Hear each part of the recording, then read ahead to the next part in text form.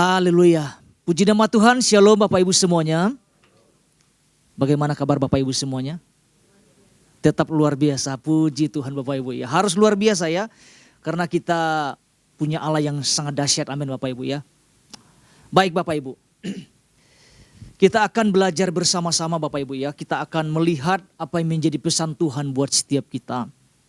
Tentu saya percaya kita sangat rindu untuk terus diperlengkapi melalui kebenaran firman Tuhan ya. Pesannya gini Bapak Ibu, pesannya Tuhan sedang mengawasi dan mengajari kita bagaikan induk Raja Wali terhadap anaknya. Sekali lagi Bapak Ibu, Tuhan sedang mengawasi dan mengajari kita bagaikan induk Raja Wali terhadap anaknya. Dikatakan bagaikan induk Raja Wali terhadap anaknya. Kira-kira apa yang sama-sama kita mau tangkap Bapak Ibu melalui pesan Tuhan dalam minggu ini? Ya. Di hari Minggu Pak Ishak sudah menyampaikan pesan Tuhan ini. Saya percaya setiap kita menangkapnya dengan baik ya. Dan juga mengaplikasikannya di dalam kehidupan setiap kita masing-masing. Hari lepas hari Bapak Ibu ya. Ya. Lewat pesannya ini kalau kita melihat Bapak Ibu ya, Tuhan sedang memperlihatkan kepada setiap kita anak-anaknya betapa Tuhan itu baik. Katakan Tuhan baik Bapak Ibu. Betapa Tuhan itu sayang kepada setiap kita. Ya. Artinya lewat pesannya ini Tuhan memperlihatkan sebuah gambaran atau contoh seperti induk Raja Wali terhadap anaknya dalam hal mendidik ya, dalam hal memproses anak-anaknya. Ya, bagaimana Tuhan mengawasi setiap kita. Bagaimana juga induk Raja Wali akan terus mengawasi anak-anaknya ketika berada di sarang dan sebagainya Bapak Ibu ya. Mengawasi apa artinya Bapak Ibu? Kira-kira apa arti mengawasi itu? Mengawasi artinya kan memperhatikan, betul enggak? Ya. Atau memusatkan pandangannya terhadap anak-anaknya. Atau memfokuskan pandangannya terhadap anak-anaknya. Atau terarah kepada anak-anaknya, kan gitu. Ya. Ya. Kalau kita melihat ini kira-kira dalam keadaan kita hari-hari ini kira-kira Tuhan memperhatikan enggak Bapak Ibu? Kira-kira Tuhan memperhatikan enggak? Mungkin ada yang mengatakan Tuhan tidak memperhatikan. Kita mungkin gagal paham dalam hal melihat itu ya. Saya mau sampaikan bahwa Tuhan sangat memperhatikan setiap kita. Ya. Kira-kira dari apa gitu ya. Ketika Tuhan memperhatikan kita, kira-kira dari apa? Kenapa Tuhan sampai mengawasi seperti itu? Mengapa Tuhan sampai memfokuskan pandangannya seperti itu? Ya. Tentu segala apa ya? Mungkin adanya ancaman mungkin ya. Yang menyerang hidup setiap kita. Makanya Tuhan begitu memperhatikan, Tuhan begitu peduli terhadap setiap kita sebagai anak-anaknya. Makanya Tuhan arahkan pandangannya, Tuhan fokuskan pandangannya kepada setiap kita. Dia mengawasi, dia mengajari, itu pesan Tuhan sampaikan kepada setiap kita. Ya. Tapi bukan sekedar hanya mengawasi dikatakan. Kalau kita lihat di dalam tema pesan Tuhan, dia juga mengajari. Ya. Apa tujuan Tuhan mengajari setiap kita? Apakah tujuannya menjatuhkan atau tidak kan? Tujuan Tuhan mengajari kita supaya kita menjadi pribadi yang dewasa. Menjadi pribadi yang kuat. Menjadi pribadi yang tangguh di segala badai apapun yang kita hadapi. Itu tujuan Tuhan. Kenapa dia mau mengajari setiap kita? Tujuannya adalah untuk mendewasakan ternyata. Iya. Tuhan menjadikan kita pribadi yang tangguh dan kuat. Dalam segala situasi apapun di dalam kehidupan setiap kita Bapak Ibu. Kalau kita lihat di dalam Injil Matius pasal 11 ayat 29. Injil Matius 11 ayat 29 mengatakan gini. Pikul lakuk yang kupasang. Ada kata ini yang saya mau sampaikan. Dan belajarlah daripadaku. Iya. Karena aku lemah lembut dan rendah hati. Dan jiwamu akan mendapat, ketenangan. Tuhan mengatakan gini, belajarlah daripadaku. Kenapa kita mesti harus belajar kepada Tuhan? Dia itu masternya. Dia itu ahlinya. Makanya Alkitab mengatakan belajarlah kepadaku. Belajarlah kepada Tuhan. Karena dia adalah masternya. Dia ahlinya. Ya cuman kebanyakan orang-orang percaya tidak mau diajar sama Tuhan. Tidak mau belajar kepada Tuhan sebagai sumber. Ya. Alkitab tidak salah menulis, dikatakan belajarlah daripadaku. Tuhan itu sabar. Tuhan itu setia. Makanya dia terus mengawasi, terus mengajari setiap kita. Agar kita menjadi pribadi yang dewasa dan kuat dan tangguh. Iya kan? Belajar itu bukan sekedar mengikuti Tuhan, bukan. Belajar itu sampai kita bisa memastikan bahwa sesuai apa yang Tuhan memang kehendaki di dalam kehidupan setiap kita. Iya. Sampai kita mencapai titik dewasa seperti yang Tuhan mau di dalam kehidupan setiap kita. Nah kita mau lihat apa yang menjadi dasar pesan Tuhan buat setiap kita Bapak Ibu. Ini sesuatu yang luar biasa yang Tuhan sampaikan. Di dalam kitab Ulangan pasal 32. Ayat 9 sampai 12. Ulangan 32 ayat 9 sampai 12. Saya akan bacakan untuk kita semuanya Bapak Ibu.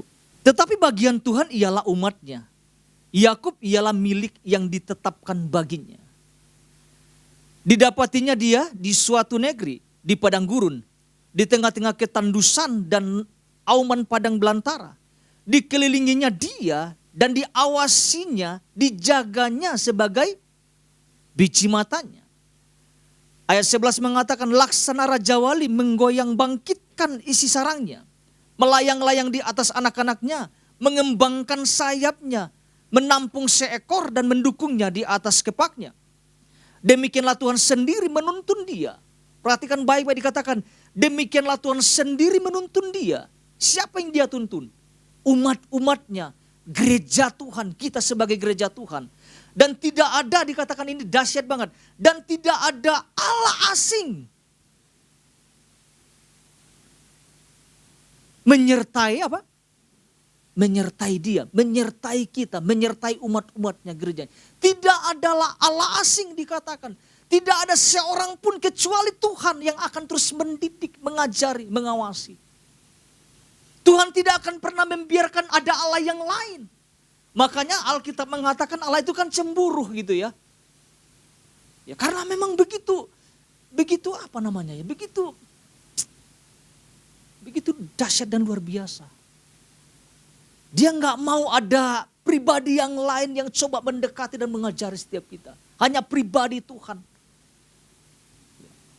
Kalau kita melihat dari ayat-ayat ini Bapak Ibu ya, Pak Ishak sudah menjelaskan tentang latar belakang dari perikop ini ya. Bahwa ayat-ayat ini merupakan bagian dari nyanyian Musa yang ditunjukkan kepada bangsa Israel.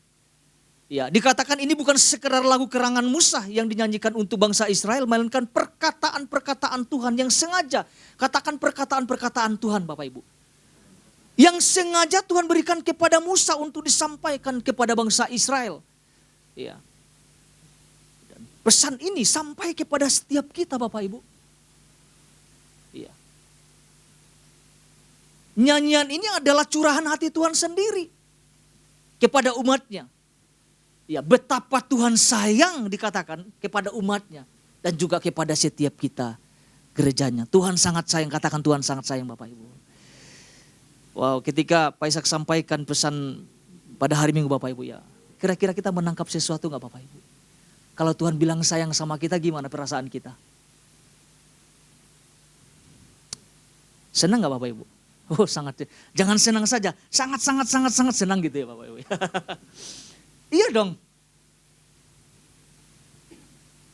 Tuhan tahu kok keadaan yang kita hadapi hari-hari ini.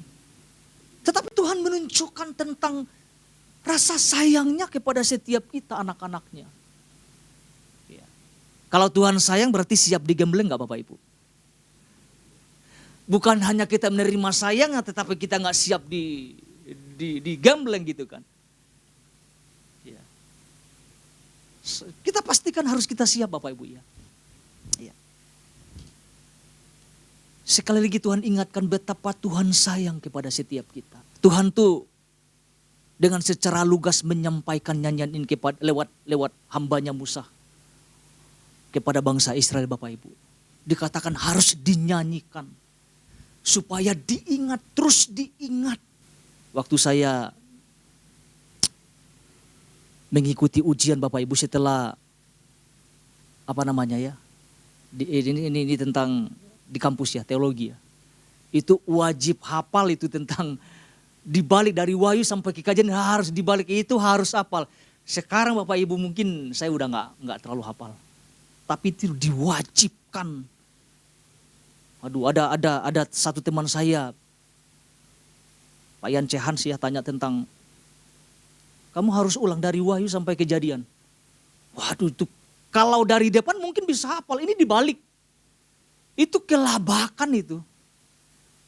Yang tadinya mungkin ingat tiba-tiba dari Wahyu sampai Kejadian. Itu langsung gak bisa ngapa-ngapain itu. Tapi mungkin kalau dinyanyikan seperti itu ya. Mungkin bisa ingat ya. Ada gak pernah mengalami kayak gini Bapak Ibu ya. Ya, dinyanyikan dari Wahyu sampai Kejadian. Itu wajib. Dulu kami itu wajib. Tapi karena udah jarang mengulang juga mungkin ada lupa-lupanya Bapak Ibu ya.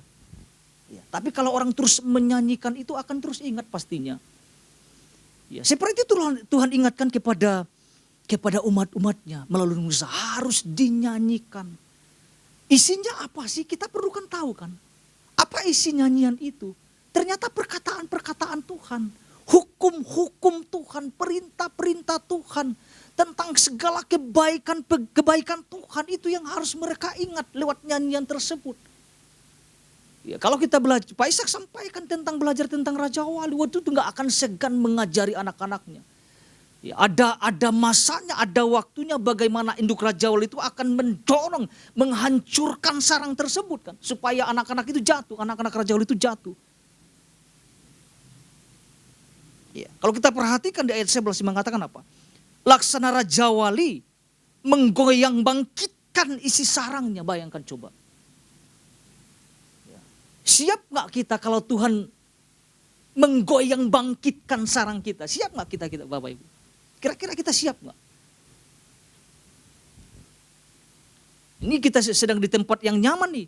Tiba-tiba Tuhan hadir lewat pesannya ini. Dia akan goncang balikan itu sarang tersebut. Kita kira-kira siap gak Bapak Ibu?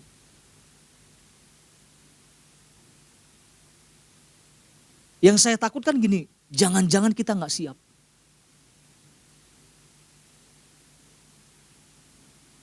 Ya karena kalau Tuhan nyatakan dia sangat mengasihi kita, sangat menyayangi kita. Ya. Ketika Tuhan memperlihatkan, oke, saya sayang sama umat-umatku, sama gerejaku dikatakan. Oke, tidur-tiduran saja. Hidup nyaman-nyaman saja. Ada masanya, ada waktunya Tuhan akan menggoyang bangkitkan isi sarangnya.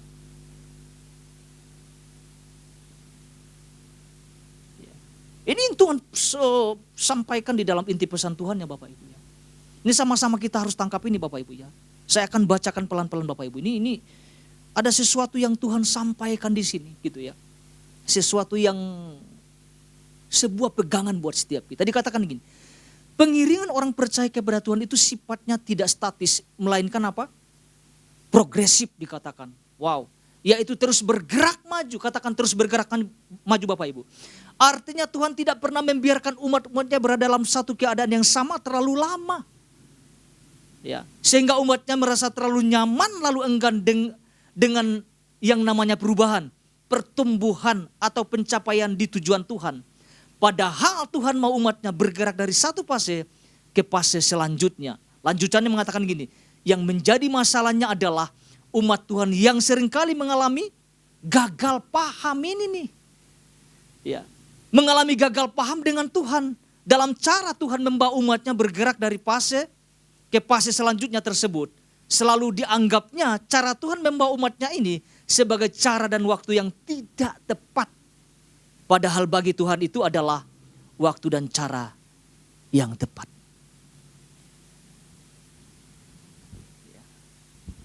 Buat Tuhan sudah tepat, buat kita mungkin gereja Tuhan gak tepat Tuhan. Kayaknya gak sesuai Tuhan. Ini kayaknya bertolak belakang Tuhan. Padahal kan Tuhan membawa kita satu fase ke fase selanjutnya kan betulnya. Dikatakan progresif ya. Ada dua hal yang disampaikan Pak Ishak. Yang pertama secara cepat Bapak Ibu. Belajar berjalan mengikuti tuntunan Tuhan. Ingat bahwa Tuhan seringkali sudah mengatakannya lebih dahulu. Yang kedua. Belajar mempercayai bahwa di tengah keadaan apapun yang dihadapi, ada Tuhan yang selalu menjagai. Nah pagi hari ini Bapak Ibu saya tidak akan panjang-panjang Bapak Ibu ya. Saya tidak akan jauh dari apa yang Pak Ishak sampaikan. Bahkan sudah disinggung di hari Minggu juga Bapak Ibu ya. Ini yang sama-sama kita pelajari Bapak Ibu. Belajar untuk tidak mengeluh. Belajar untuk tidak mengeluh ketika Tuhan sedang memproses hidup kita. Ya. Sekali lagi Bapak Ibu ya, belajar untuk tidak mengeluh ketika Tuhan sedang memproses hidup kita. Sekalipun rasanya sulit, sekalipun tidak sesuai dengan keinginan kita. Kadang cara-cara Tuhan itu tidak masuk akal dalam memproses hidup kita. Ya. Seperti seolah-olah membiarkan kita berjalan sendiri. Seperti ditinggalkan. Seperti Tuhan jauh, seperti yang Daud alami ya. Sepertinya Tuhan jauh seperti itu. Kadang tidak sesuai dengan harapan kita. Ya. Kadang tidak sesuai dengan apa yang kita inginkan. Contohnya gini Bapak Ibu, contohnya adalah seperti kisah kehidupan Yusuf Bapak Ibu ya. Ketika Yusuf mendapatkan mimpi dari Tuhan, ini mimpi yang sangat luar biasa loh dari Tuhan ya. Yusuf itu tidak langsung jadi penguasa di Mesir Bapak Ibu ya. Kita sudah belajar ini ya. Tidak langsung. Ternyata ada prosesnya loh. Tujuannya sudah jelas. Tujuannya Tuhan sudah perlihatkan lewat mimpi. Tapi prosesnya di luar apa yang Yusuf pikirkan. Apa yang di luar Yusuf bayangkan ternyata. Ya. Kita tahu ya. Kita mau lihat ini Bapak Ibu. Bagaimana Yusuf itu kan paling disayang di dalam daripada semua saudara-saudaranya, betul gak? Dibuatkan jubah yang khusus yang berwarna-warni yang sangat indah. Iya kan? Bayangan saya gini Bapak Ibu ya. Kalau Tuhan tidak bawa Yusuf keluar dari rumah dengan cara yang ekstrim seperti itu. Kira-kira bisa gak Yusuf jadi penguasa di Mesir Bapak Ibu? Cara Tuhan gimana? Cara Tuhan memprosesnya ya. Harus lewat apa dulu? Dimasukkan ke sumur dulu kan, betul gak? Karena kalau di rumah Yusuf akan dinabobokkan. Yusuf akan diperhatikan. Yusuf gak usah capek-capek. Saudara-saudaramu aja yang kerja. Iya kan? Yusuf tidak akan menjadi mungkin pribadi yang tangguh kalau Tuhan tidak membawa dia keluar dari rumah ayahnya. Akan menjadi pribadi yang manja karena dilayanin terus, disiapkan terus. Cara Tuhan bagaimana untuk menggenapi itu? Di luar apa yang Yusuf pikirkan ternyata. Dibawa dulu keluar sama saudara-saudaranya. Wah, sudah ada perencanaan yang sangat dahsyat itu. Dimasukkan apa dulu? Ke sumur. Lalu setelah ke sumur dikeluarkan lagi, dijual pula dia. Setelah dijual jadi budak. Apakah prosesnya selesai? Tidak. Difitnah. Apakah sudah selesai lewat fitnahan tersebut? Tidak, dimasukkan penjara lagi. Rasanya susah banget melihat tujuan Tuhan itu. Tapi Tuhan andil gak di dalam proses itu? Tuhan andil loh di dalamnya Bapak Ibu. Waduh, berbagai fase demi fase Yusuf alamin. Saya bisa membayangkan kalau Tuhan tidak membawa Yusuf lewat proses itu. Yusuf akan menjadi anak mami, anak papi.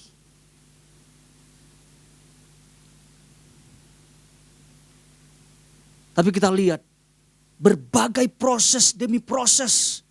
Sampai waktu Tuhan penggenapan itu terjadi. Maka terjadilah penggenapan itu. 13 tahun kurang lebih dalam penantian seperti itu. Dalam proses yang sangat panjang dan tidak mudah.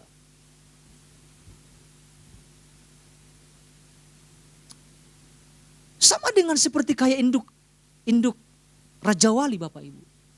Kalau cuman induk Raja Wali membiarkan anaknya terus diam di sarang, memberi makan, minum dan sebagainya, akan tetap akan menjadi Raja Wali yang besar. Tapi nggak bisa terbang. Ya kan? Nggak bisa ngapa-ngapain. Tapi ada waktunya, ada masanya bagaimana induk Raja Wali itu harus menghancurkan itu sarang itu kan. Mungkin akan terbang sekian tinggi Bapak Ibu. Dia akan hantam itu dengan mungkin sayapnya itu dengan sarang itu tersebut. Porak-poranda. Mau nggak mau keluar, mau nggak mau harus jatuh. Memang ada kesengajaan Tuhan itu terjadi.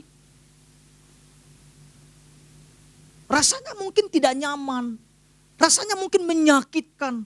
Tidak menyenangkan buat setiap kita. Tidak menyenangkan bagi daging kita. Karena bayangan saya ini Bapak Ibu, ketika Tuhan tidak mengizinkan Yusuf mengalami proses itu, kita tahu endingnya seperti apa. Yusuf akan terus dilayani sama orang tuanya. Bayangkan sudah dibedakan, dibuat jubah yang indah, berwarna-warni Bapak Ibu. Tapi kita melihat proses Tuhan membawa Yusuf menjadi penguasa di Mesir. Dengan waktunya Tuhan. Di dalam Roma pasal 8 ayat 28 mengatakan gini.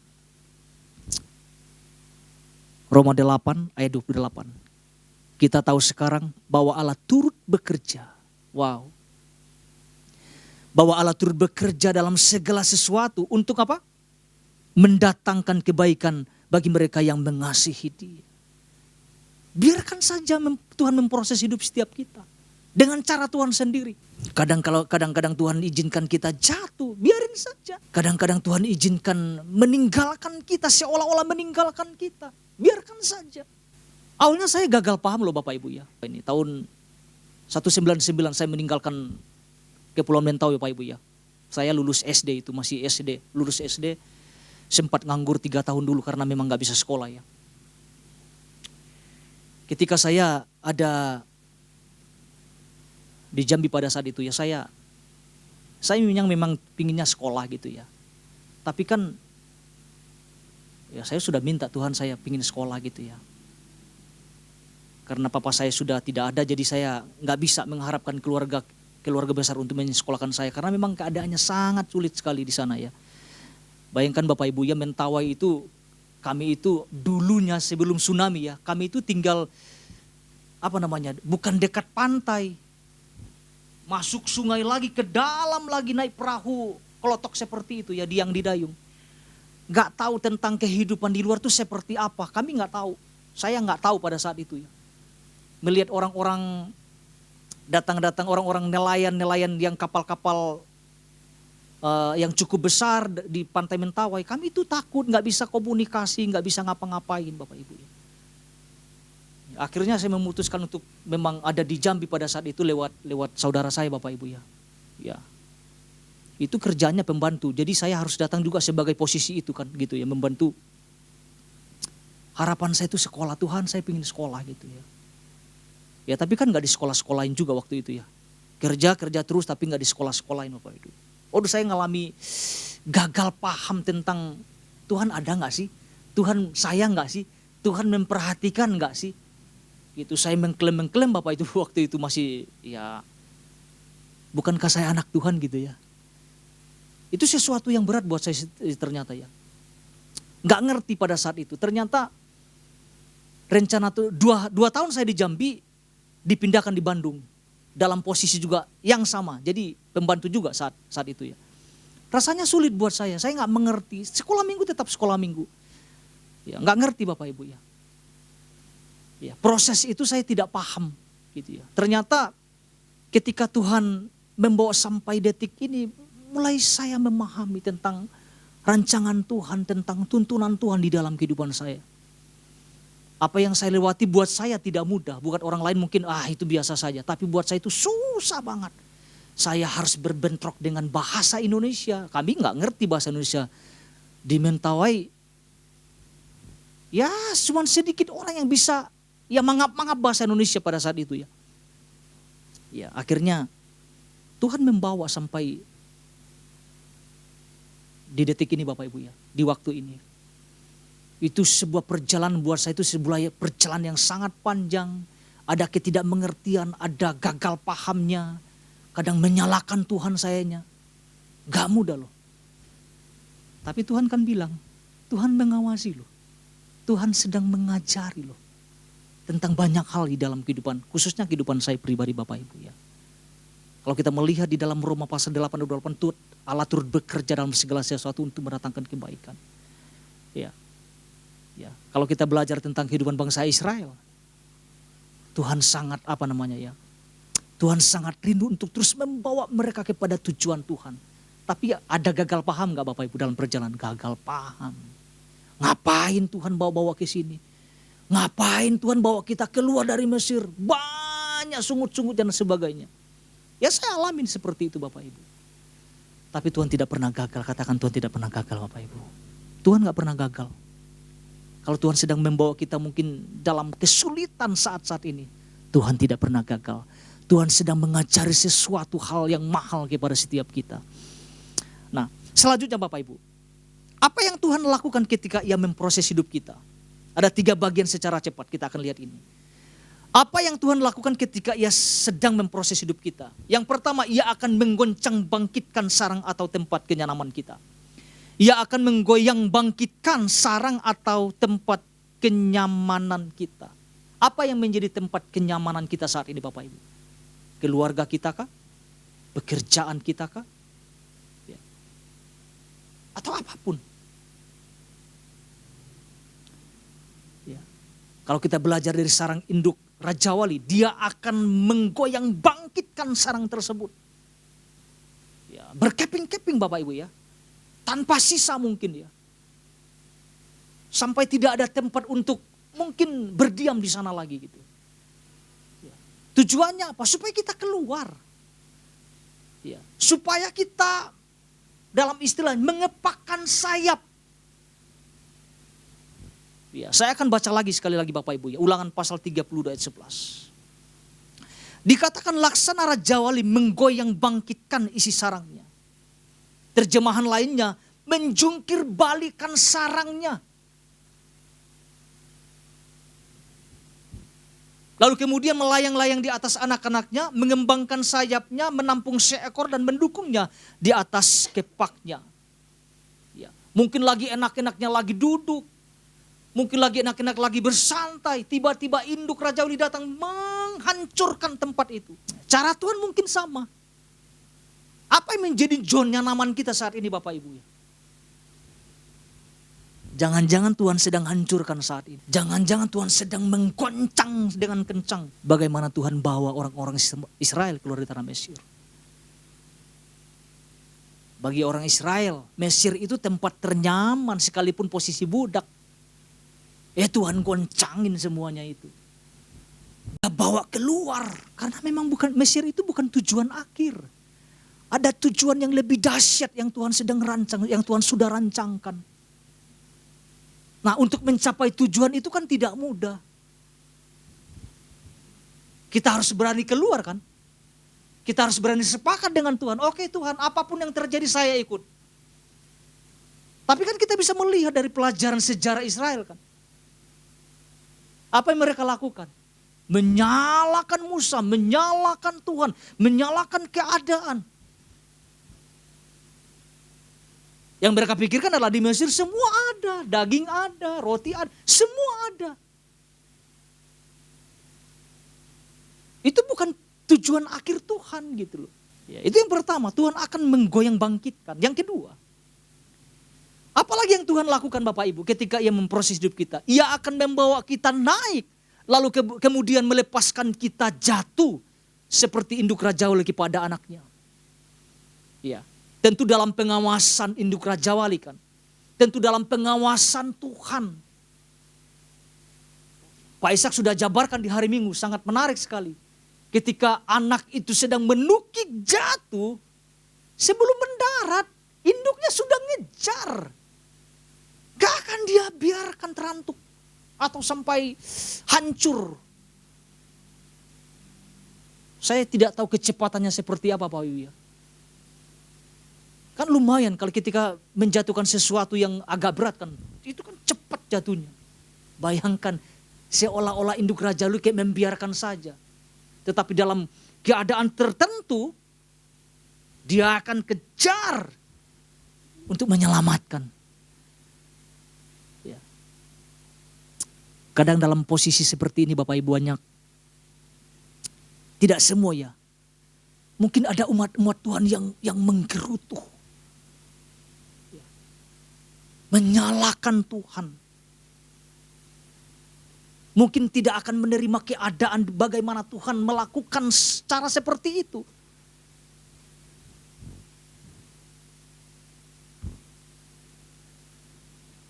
Rasanya nggak enak di padang gurun Tuhan. Mungkin teriakan itu bangsa Israel melakukan seperti itu. Kenapa Tuhan? Kok caranya seperti ini? Keadaannya seperti ini? Padahal di balik semuanya itu ada maksud Tuhan yang sangat dahsyat. Seumur hidup Bapak Ibu ya, saya baru sekali naik roller coaster ya. Sama anak-anak youth, saya masih ingat sama anak-anak youth ya. Di TSM ya, Trans Studio Mall ya. Anak-anak youth bikin acara.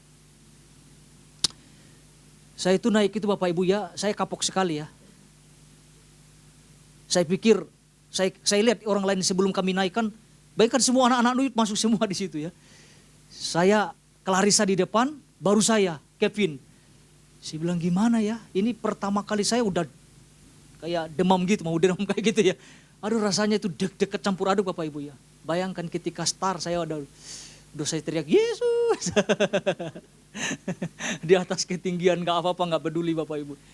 Bayangkan dijungkir balik kan Bapak Ibu ya. Turun Bapak Ibu ya, lupa ngambil tas saya itu. Yang mana tas saya udah lupa yang mana tas saya. Saya bilang, saya ingat sekali ada Coki juga sama dengan saya, pusing. Bingung mau ngapain lagi setelah turun itu. Akhirnya memutuskan Tuhan ini yang terakhir saya bilang ini ya. Dan saya tidak akan pernah mau naik lagi. Udah susah makan Bapak Ibu. Karena kayak mau muntah kita itu kan. Saya bukan kita Bapak Ibu. Bapak Ibu gak ikut. Rasanya gak enak sekali. Saya bayangkan dia induk Raja Wali itu bukan sekali loh. Dibawa terbang tinggi, dijatuhkan itu bukan sekali. Pak Ishak sampaikan gak bisa langsung bisa terbang. Itu mungkin berkali-kali, mungkin 10 kali mungkin sampai sayap itu bisa bisa terbang. Bisa mengepakkan sayapnya dengan kuat gitu. Membayangkan itu rasanya kayak sedang menyakiti. Sesuatu yang tidak nyaman tentunya. Tapi kira-kira tujuannya baik ya Bapak Ibu? Baik. Tujuan Tuhan itu dahsyat banget loh. Ya. Kan Tuhan tahu kapasitas kita. Induk Raja Wali tahu gak kapasitas anaknya Bapak Ibu? Oh sangat tahu. Raja Wali tidak diciptakan terbang yang rendah-rendah. Makanya dia mendukik tinggi ke atas. Dia jatuhkan. Ya. Kita ini bukan burung pipit Bapak Ibu. Itu gambarannya. Tuhan gambarkan kita seperti kayak anak Raja Wali. Sewaktu-waktu kita bisa terbang tinggi melintasi apapun. Ya bukan terbang rendahan. Tuhan tahu kapasitas kita. Makanya Tuhan tahu cara menggembleng kita untuk menjadi sesuatu yang dahsyat. Katakan amin Bapak Ibu. Yang terakhir. Prosesnya apa lagi Bapak Ibu? Tuhan akan menggunakan caranya sendiri untuk membawa kita kepada tujuannya. Ingat Bapak Ibu ya. Bukan cara kita yang Tuhan gunakan. Tuhan akan gunakan caranya sendiri untuk membawa kita kepada tujuannya. Bagaimanapun caranya itu cara Tuhan yang paling tepat. Ya. Secara cepat Bapak Ibu ya. Kisah Yunus Bapak Ibu kita pernah belajar. Cara Tuhan membawa dia ke kota Niniwe dengan cara apa Bapak Ibu? Bukan cara Yunus betul ya. Yunus udah belajar untuk kabur ya dari panggilan Tuhan. Cara Tuhan lewat ikan besar Bapak Ibu. Itu cara Tuhan itu. Ekstrim banget, cara Tuhan itu sangat luar biasa. Tetapi sampai enggak kepada tujuan Bapak Ibu? Oh sampai. Kalau kita mengeraskan hati, Tuhan akan pakai caranya sendiri untuk membawa kita kepada tujuannya. Ya, artinya jangan sampai kita mengeraskan hati kita Bapak Ibu. Di dalam firman Tuhan dikatakan, Ulangan pasal 32 ayat 1. Secara cepat saja Bapak Ibu ya. Dikatakan pasanglah telingamu. Hai langit, aku mau berbicara. Dan baiklah bumi mendengarkan ucapan mulutku.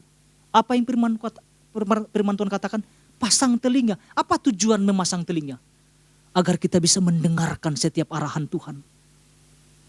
Supaya kita gak gagal paham ketika Tuhan membawa kita ke tempat tujuannya. Cara Tuhan itu sangat ekstrim rasanya. Tetapi kita akan sampai kepada tujuannya. Tuhan tidak akan pakai cara kita kok. Tuhan akan gunakan caranya sendiri untuk membawa kita kepada tujuannya. Salah satu contohnya Paulus ketika Tuhan memanggil Paulus sebelumnya Saulus. Harus mengalami buta secara fisik selama 3 hari. Apa tujuannya? Supaya dia mengerti tentang panggilan Tuhan. Ada Allah, ada Tuhan yang dahsyat yang bisa memulihkan. Lewat penumpangan tangan apa yang terjadi? Paulus disembuhkan lewat hamba Tuhan Ananias. Ya. Prosesnya gak mudah, tapi cara Tuhan dahsyat. Bagaimana dia memproses kehidupan setiap kita sebagai anak-anaknya. Hadapi proses Tuhan. Dan perhatikan bahwa Tuhan menyayangi setiap kita. Tuhan Yesus memberkati.